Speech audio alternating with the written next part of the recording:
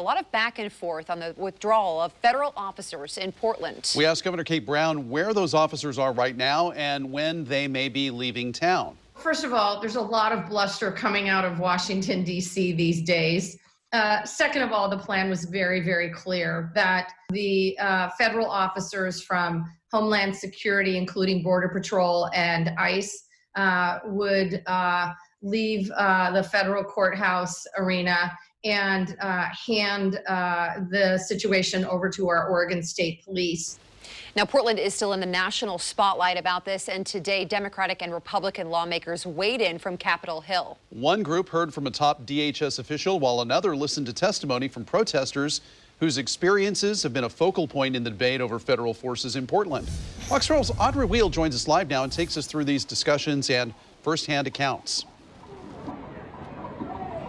Right. Well, before we get to that, I do want to give you guys a look here in North Portland. We're on North Lombard Street, just outside of the police union building, and there seem to be maybe a couple hundred demonstrators here, and you can see what looks like a box of some sort on fire there in the middle of the street, and plenty of smoke coming out of that. But back to those congressional hearings earlier today, the protesters who spoke include one man who says last month he was taken in an unmarked van by federal officers with no explanation, as well as the Navy veteran who says officers beat him and broke his hand.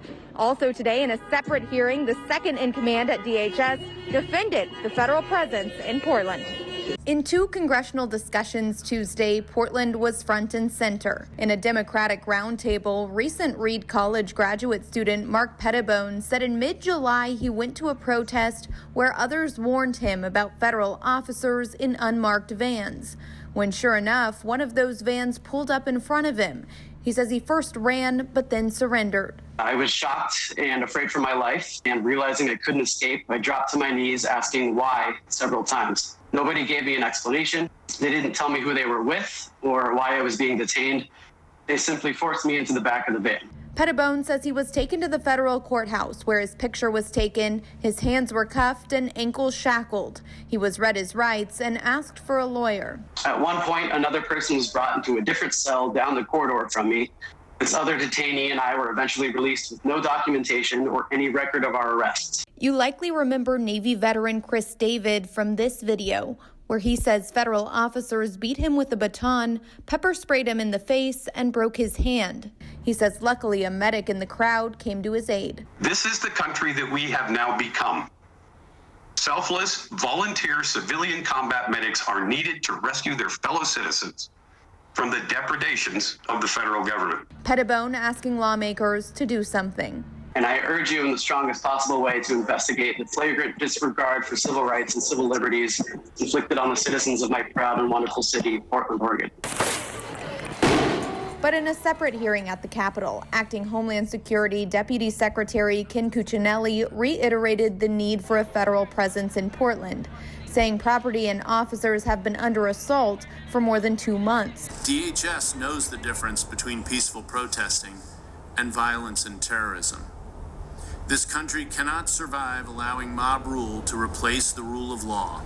Those hurling Molotov cocktails and explosives in Portland are not just attacking a federal courthouse, they're attacking the very foundation that makes the enjoyment of our natural rights possible, the rule of law itself.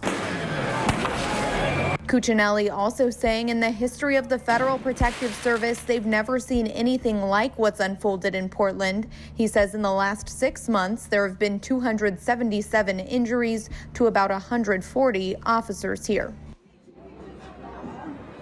And Cuccinelli was asked about what happened to Navy vet Chris David, to which he responded that the Department of Justice Inspector General is addressing that, and it did not involve any DHS officers.